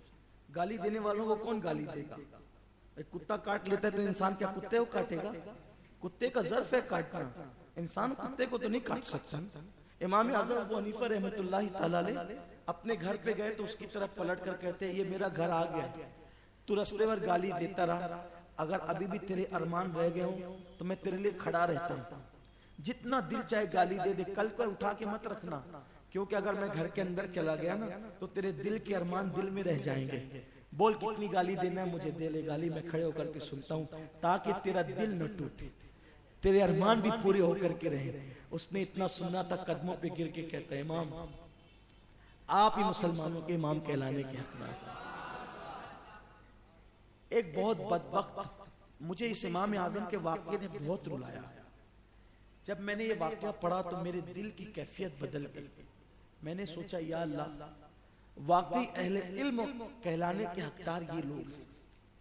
ایک شخص امام اعظم سے بہت جلتا تھا، ان کی عزت سے، ان کی شہرت سے. اچھا، امام اعظم کے پاس علم جتنا تھا اللہ نے ان کو اتنا مال بھی دیا تھا. ہم نے اپنے بزرگوں سے سنا ہے کہ امام اعظم ابو حنیفہ اپنے گلے میں جو چادر ڈالتے تھے صرف زینت کے لیے، اس دور میں وہ 2 لاکھ روپے کی ہوتی تھی. اور آپ اپنے شاگردوں کے لیے، جس دن اپنے گھر والوں کے لیے آپ پھل خریدنے کے لیے جاتے تھے تو جتنے آپ کے شاگرد تھے سب کے لیے پھل خریدتے، اور جتنے اساتذہ تھے کوفہ میں سب کے لیے پھل خریدتے. تنہا آپ نے کبھی پھل نہیں کھایا، سارے شاگردوں کو پہلے کھلایا پھر کھایا. اور استادوں کا اتنا احترام کیا. آپ کے استادوں میں سب سے بڑے استاد حضرت حماد ہے. حضرت حماد کے گھر کی طرف کبھی آپ نے پیر نہیں کیا. حضرت حماد کے گھر کی طرف کبھی آپ نے پیر نہیں کیا. اور ایک شخص تھا جو محلے میں جھاڑو لگاتا تھا، اور ایک روایت کے مطابق امام اعظم کے کپڑے دھلتا تھا. ایک مسئلہ کسی مسخرے نے پوچھ لیا کتے کے متعلق. امام اعظم کی اس معاملے پہ تحقیق نہیں تھی. جو کتے کے متعلق مسئلہ پوچھا تھا وہ تحقیق امام اعظم کے پاس نہیں تھی. حضرت امام اعظم ابو حنیفہ بڑے پریشان تھے، سوچ رہے تھے. وہ دھوبی آ کر کے اس نے سلام کیا تو آپ نے اس پیار سے جواب نہ دیا، ہمیشہ جس پیار سے جواب دیتے تھے. تو اس وقت امام اعظم کو اس نے کہا کہ امام آج پیار سے جواب نہیں دیا. فرمایا میں بہت پریشانی میں ہوں، ٹینشن میں ہوں. کہا کیا مسئلہ ہے؟ کہا تم کو کیا بتاؤں؟ کہا بتائیں تو صحیح. تو آپ نے بتا دیا، اور اس نے، اس دھوبی نے یا اس محلے میں جھاڑو دینے والے، صفائی کرنے والے نے وہ مسئلہ بتا دیا. تو امام اعظم ابو حنیفہ رحمۃ اللہ تعالی علیہ جب بھی وہ آپ کے مدرسے کے قریب سے یا گھر کے قریب سے گزرتا اس کو دیکھ لیتے تو اس کے لیے اٹھ کر کے کھڑے ہو جاتا. کس کے لیے؟ وہ دھوبی کے لیے، محلے میں جھاڑو دینے والے کے لیے. کسی نے کہا امام اس کے لیے آپ اٹھ کے کھڑے ہوتے ہیں؟ کہا اس نے مجھے ایک مسئلہ سکھایا ہے، تو ایک مسئلے میں یہ میرا استاد ہے، اور استاد کا ادب کرنا ماں باپ سے بھی زیادہ ضروری ہے. ماں باپ سے بڑا مرتبہ استاد کا ہے. اس نے ایک مسئلہ مجھے سکھایا. اب بتاؤ جو ایک مسئلہ سکھا دے اس کا اتنا احترام کرتے تھے امام، تو جنہوں نے ساری زندگی پڑھایا ان لوگوں کا کتنا احترام کرتے. اسی لیے اپنے استاد حماد کے نام پر آپ نے اپنے اکلوتے بیٹے کا نام حماد رکھا. کتنی محبت تھی استاد سے. اور جب استاد کی گدی پر لوگوں نے آپ کو بٹھایا لا کر کے تو آپ اس گدی کے کنارے پر بیٹھے اور آپ نے لوگوں کو جواب دیا. آج تو نہ ماں باپ کا ادب ہے نہ استاد کو کوئی ادب ہی نہیں ہے. بتاؤ ایک مسئلہ، اس سے پتہ چلتا ہے علم جو آتا ہے نا وہ جس نے امام اعظم بنایا اسی چیز نے بنایا. امام اعظم کو امام اعظم اسی ادب نے بنایا. میں حیران ہوں جو ایک مسئلہ سکھانے والے دھوبی کا اتنا ادب کرتا ہو تو وہ عالم ما کان و ما یکون رسول کا کتنا ادب کرتا ہوگا. ان کے دل میں آقا کے لیے کتنی تعظیم ہوگی، کتنا احترام ہوگا. میرے پیارے آقا علیہ السلام کے پیارے دیوانوں، تو بات چل رہی تھی بڑا حسد تھا اس کو امام اعظم ابو حنیفہ سے. تو اس نے سوچا کہ آج اتنی گندی گالی دوں گا نعمان کو جا کر. امام اعظم کے کپڑوں کی دکان تھی, نماز پڑھاتے تھے, علماء کو پڑھاتے تھے, علم حدیث دیتے تھے اور تجارت بھی کرتے تھے, بہت بڑے تاجر تھے. تو دکان پہ تجارت کر رہے تھے, مارکیٹ میں وہ شخص آیا اور آنے کے بعد پوچھا کہ نعمان اس طرح, نعمان سنا ہے تیرے باپ کا انتقال ہو گیا. آپ نے فرمایا ہاں میرے ابا کا انتقال ہو گیا. تو کہا تیری ماں بیوہ ہو گئی ہوگی. کہاں بیوہ ہو گئی ہے, میرے ابا کا جب انتقال ہوا میری ماں تو بیوہ ہو گئی. کہا سنا ہے بڑی خوبصورت ہے تیری ماں, حسین و جمیل ہے. تو آپ نے کوئی جواب نہیں دیا اور اس نے کہا کہ تیری ماں جب بیوہ ہو گئی اور خوبصورت بھی ہے تو تیری ماں کا نکاح میرے ساتھ کیوں نہیں کر دیتا. اللہ اکبر. ہر آدمی ماں والا یہاں سوچ سکتا ہے اتنے بڑے عالم کو اتنی گندی گالی. امام اعظم ابو حنیفہ غصے سے تھر تھر کانپتے تھے پہلی مرتبہ, اس لیے کہ انسان کو گالی دے آدمی صبر کر لے. ماں کے لیے اتنی بڑی گالی. ایک تو یہ کہنا کہ تو یتیم ہو گیا, تیری ماں بیوہ ہو گئی اور تیری ماں بہت خوبصورت ہے. مجھے تو یہ الفاظ بھی نقل کرتے میری روح کانپتی ہے. لیکن میں اپنے امام کا مرتبہ میرے نوجوانوں کو بتانا چاہتا ہوں اور بتانا چاہتا ہوں اصل علم والے کون ہیں, علماء کی شان کیا ہے, علماء کا مقام کیا ہے. وہ امام جس کو دنیا سراج الامہ کہتی ہے, امت کا سورج کہتی ہے, امت کا چراغ کہتی ہے, مینار علم و ایمان کہتی ہے, جس کی تقلید غریب نواز کرتے ہیں, جس کی تقلید حضرت محبوب الہی کرتے ہیں, جس کی تقلید داتا علی حجوری کرتے ہیں, اس امام کی شان کیا ہوگی, کس بلندی پر فائز ہے. لیکن جب کہنے والا بدبخت ظالم یہ کہتا ہے کہ تیری ماں بڑی خوبصورت ہے, تو اپنی ماں کا نکاح میرے ساتھ کر کیوں نہیں دیتا, تو آپ غصے سے تھر تھر کانپنے لگے. لیکن اللہ کے رسول فرماتے ہیں انسان کو پہچاننا ہو تو غصے میں پہچاننا. اور غصے پہ قابو پاتے ہوئے امام اعظم نے کہا چونکہ وہ عاقل بھی ہے, عقل ہے اس کے پاس, اور وہ بالغ بھی ہے, تو عاقل اور بالغ عورت کو نکاح کے لیے زور زبردستی نہیں کی جا سکتی. جواب دیکھیں, اس غصے کی حالت میں میرے امام کا جواب دیکھیں. فرمایا وہ عاقلہ ہے اور بالغ ہے, اس لیے اس پر جو ہے زور زبردستی نہیں کی جا سکتی. لیکن چونکہ بیٹا ہوں اپنی ماں کو حکم بھی نہیں دے سکتا, مگر تو میرے دروازے پہ سوالی بن کر کے آیا ہے. ماں کو حکم تو نہیں دوں گا تجھ سے نکاح کرنے کا, البتہ تیری بات ضرور پہنچا دوں گا ماں تک, تیرا سوال اپنی ماں تک ضرور. میں کہتا ہوں حیران ہوں میں یہاں. اور اگر امام اعظم ابو حنیفہ کے متعلق علماء نے یہ بات نہ لکھی ہوتی تو یہ بیان ہی نہیں کی جا سکتی. اخلاق کی بلندی کیا ہے, اس گالی دینے والے بدبخت کو کہہ رہے ہیں کتنی سنجیدگی کے ساتھ کہ ماں تک کہ میں تیرا جواب پہنچا دیتا, تیری عرضی پہنچا دیتا ہوں اور جواب لا کے دیتا ہوں کہ میری ماں کہتی کیا ہے. لیکن چونکہ آپ جانتے ہیں نا کہ امام اعظم کا اخلاق تو اتنا بلند تھا, لیکن ماں تو ماں تھی. ماں تک کی بات بیٹا لے کر کے جا رہا ہے, جس بیٹے کی داڑھی کے بال اب سفید ہو رہے ہیں, اور وہ بیٹا ماں کے نکاح کا پیغام لے کر کے جائے گا تو اس ماں کے دل پہ کیا گزرے گی. امام اعظم نے ایک قدم غصے سے کپ کپاتی ہوئی حالت میں جیسے گھر کی طرف بڑھایا, اس نے چلایا نعمان نعمان ادھر آ نعمان. امام اعظم نے جب پلٹ کر کے دیکھا تو وہ زمین پر کتوں کی طرح تڑپ رہا تھا.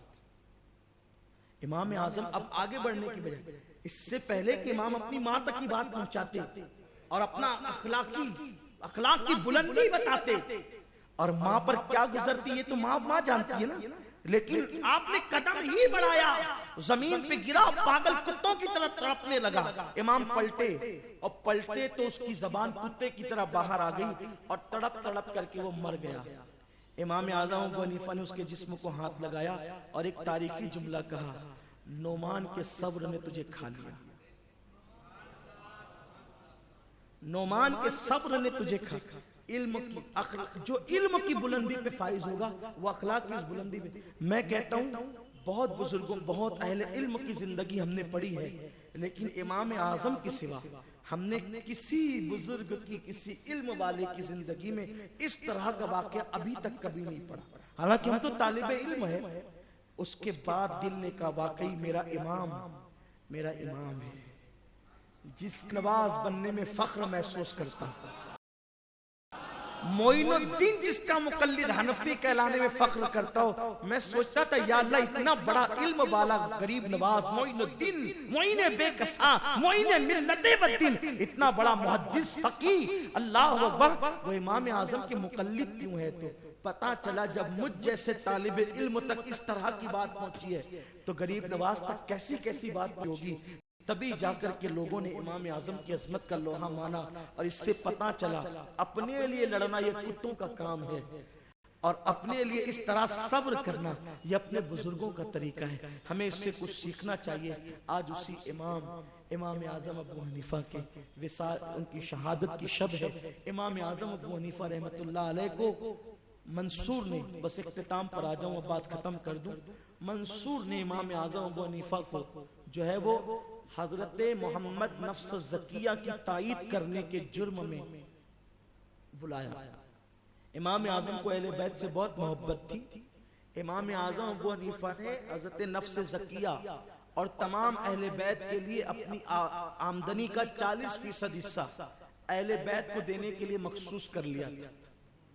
آپ نبی پاک صلی اللہ علیہ وسلم کے گھر والوں کو دینے کے لیے، بعض لوگ کہتے ہیں کہ آپ مرید تھے امام محمد باقر کے، سیدنا امام باقر کے مرید تھے. بعض لوگ کہتے ہیں آپ مرید تھے حضرت سیدنا امام جعفر صادق کے، واللہ عالم. لیکن آپ اہل بیت کو 40% اپنی آمدنی کا حصہ دیتے تھے. اور بھی لوگوں نے کہا ہے، اس پہ بڑی تحقیق لوگوں کی ہے، اقوال ہیں، اور میں آپ کو بار بار کہتا ہوں کہ جتنی روایتیں مجھ تک پہنچتی ہیں میں سب بیان کرتا ہوں تاکہ آپ اپنی ذوق کے مطابق اس کو قبول کر سکیں. 40% جب حضرت نفس زکیہ نے، محمد نفس زکیہ امام حسن کی اولاد میں سے تھے، انہوں نے عباسیوں کے خلاف علم جہاد بلند کیا تو امام اعظم چاہتے تھے کہ میں خود بھی اس جنگ میں شرکت کروں، لیکن آپ نے اس جنگ میں اس لیے شرکت نہیں کی. 4000 درہم آپ نے، یہ جو سونے کے سکے ہوتے ہیں، دینار، 4000 دینار جو سونے کے سکے ہوتے ہیں، وہ حضرت محمد نفس زکیہ کو چندے کے طور پہ بھیجا اور خط لکھا کہ میں خود جنگ میں حاضر ہوتا لیکن میرے پاس لوگوں کی امانتیں ہیں، میں اپنے شاگردوں کو میں نے بھیجا ہے اور میں کسی وجہ سے شریک نہیں ہو سکتا. تو حضرت محمد نفس زکیہ تو شہید ہو گئے. اس کے بعد وہ کمانڈ ان کے بھائی حضرت ابراہیم الحسنی نے سنبھالی اور ان کو بھی شکست ہوئی. تو یہ بات چونکہ چھپنے والی تو نہیں تھی. جب بھی جنگ ہوئی یا اختلاف ہوا تو امام اعظم کی ساری تائید سیدوں کے ساتھ، اہل بیت کے ساتھ رہی. اور عباسی چونکہ وہ بھی بنو ہاشم سے تھے، امام اعظم نے ان کی تائید نہیں کی. تو عباسی امام اعظم سے جلنے لگے، حسد کرنے لگے. اور منصور جو بادشاہ تھا اس نے امام اعظم کو بلایا. ڈائریکٹ امام اعظم پر اٹیک کرنے سے اس کو خوف تھا کہ لوگ میرے مخالف ہو جائیں گے.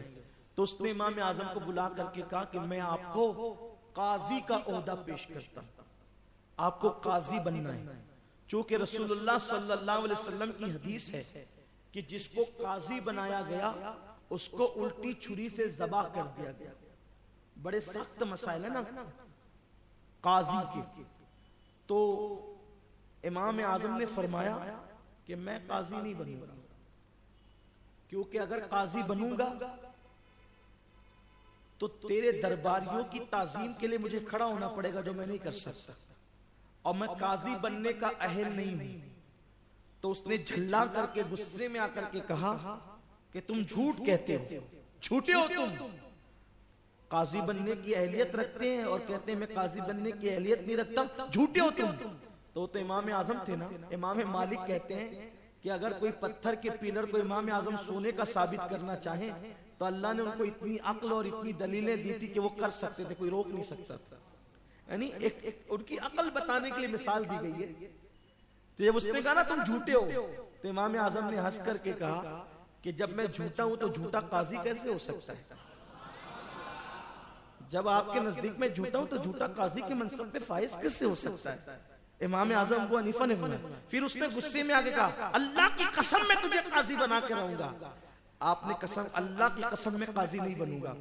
تو چمچوں نے کہا کہ آپ بادشاہ کے سامنے قسم کھاتے ہیں. فرمایا کہ بادشاہ تو بہت مالدار ہے، قسم کا کفارہ دینا اس کے لیے آسان ہے، میرے لیے مشکل ہے ذرا. تو اس نے کہا کہ اچھا ہمارے ساتھ ایسا کرتے ہو. تو اسی کو بہانہ بنا کر امام اعظم کو قید کرتے. امام اعظم کو قید کیا تو سر پہ کوڑے لگائے جاتے تھے، اب بدن پہ کوڑے لگائے جاتے تھے. باہر بلا کر کے امام اعظم ایک دن رو رہے تھے تو کسی نے پوچھا کہ آپ روتے کیوں ہیں؟ فرمایا کہ یہ جو کوڑے لگاتے ہیں نا، اس سے نہیں روتا، رونا اس پر ہے کہ میری بوڑھی ماں ہے، جب اس کو پتا چلتا ہوگا نا میرے سر پہ کوڑے لگتے ہیں تو میری ماں کے دل کو جو تکلیف پہنچتی ہوگی نا، اس سے میں روتا ہوں. یعنی ماں سے اتنا پیار تھا امام اعظم کو. فرماتے میری تکلیف سے میری ماں کا دل دکھتا ہوگا اس لیے روتا ہوں. اور پھر جب کوڑے لگا لگا کر تھک گئے، امام اعظم سے سارے حسد انہوں نے نکال لیے. تو ایک وقت آیا کہ امام اعظم ابو حنیفہ کو کھانے میں زہر ملا کر کے دیا گیا. اور جب کھانے میں زہر ملا کر کے دیا گیا تو حضرت امام اعظم ابو حنیفہ 2 شعبان کو اس دنیا سے جام شہادت نوش فرماتے. آپ کو اللہ نے مقام شہادت عطا فرمایا اور پھر آپ کو جو ہے وہ دفن کیا گیا. بیان کیا جاتا ہے کہ کم و بیش اتنی پبلک تھی کہ کم و بیش 7 مرتبہ آپ کی قبر سے مٹی ہٹا ہٹا کر کے مٹی ڈالی گئی. اور بعض لوگ یہ کہتے ہیں کہ لوگ 1 ہفتے تک کے صرف مٹی ہی دیتے رہے. اتنی پبلک بغداد معلیٰ میں جمع ہوئی. اور میں جب گیا حاضر ہوا امام اعظم کے مزار پہ تو واقعی ایسا لگتا ہے کہ جیسے کروڑوں حنفیوں کا امام آج بھی کرسی پر بیٹھ کر کے قوم کی امامت کر رہا. آج بھی اتنی خوبصورت سی مسجد ہے. اتفاق سے میں جب گیا تھا تو میرے خیال سے 8 یا 9 ربیع الاخر تھی. تو امام اعظم کی مسجد اور آپ کے گنبد پہ لائٹنگ لگی ہوئی تھی. تو میں نے وہاں کے ایک مصلی سے پوچھا، بہت پڑھا لکھا نہیں ہوں، ٹوٹی پھوٹی عربی چھوٹی موٹی سی ایسی کام چلاؤ. تو میں نے پوچھا کہ یہ جو لائٹنگ لگی ہوئی جو چراغاں ہیں یہ کیوں لگائی ہے، کوئی خاص ہمیشہ لگتی ایسی ہے؟ تو اس نے مجھ سے کہا کہ اے نوجوان، اس نے مجھے کہا اے نوجوان کہ تو ہولیے سے مجھے پڑھا لکھا دکھتا ہے، کیا تجھے معلوم نہیں کہ جو پچھلا مہینہ گیا وہ ربیع الاول کا مہینہ تھا؟ تو میں نے کہا ہاں تھا. تو کہا کہ وہ میلاد النبی کی خوشی میں لگائی گئی وہ لائٹ. اور میں نے کہا وہ میرا امام تیری عظمتوں کو سلام. وہاں لوگ ہمیں لائٹنگ لگانے سے منع کرتے ہیں، امام اعظم کے روضے پر بھی میلاد النبی کی خوشی میں لائٹنگ لگتی. واللہ اللہ کے گھر میں کہہ رہا ہوں کہ میں نے وہاں پر لائٹنگ دیکھی. جو میرے ساتھ تھے آپ ان سے بھی پوچھ سکتے ہیں. تو الحمدللہ امام اعظم ابو حنیفہ کا یہ مقام و مرتبہ ہے. اللہ ان کی قبر پر رحمت و نور کا نزول فرمائے اور اللہ تعالیٰ ان کے فیوز و برکات سے ہم سب کو مالا مال فرمائے. امام اعظم کے اخلاق و کردار سے اللہ ہمیں بھی مزین فرمائے. ہمیں بھی اللہ وہ اخلاق دے، وہ کردار دے، وہ علم دے، وہ فہم دے. اور اللہ تعالیٰ کہنے سننے سے زیادہ ہم سب کو عمل کی توفیق بخشے. دوران گفتگو اگر کوئی غلطی ہو گئی تو اللہ معاف فرمائے. وما علینا الا البلاغ. السلام علیکم. رسالت کے پروانوں ہر سنیچر کو بعد نماز عشاء سنی دعوت اسلامی کے عالمی مرکز اسماعیل حبیب مسجد میں سنی اجتماع ہوتا ہے. تو آپ حضرات پابندی کے ساتھ اس میں شرکت فرمائیں. سنی دعوت اسلامی کی website sunni dawat islami.net پر وزٹ کریں اور بہت ساری دینی معلومات حاصل کریں.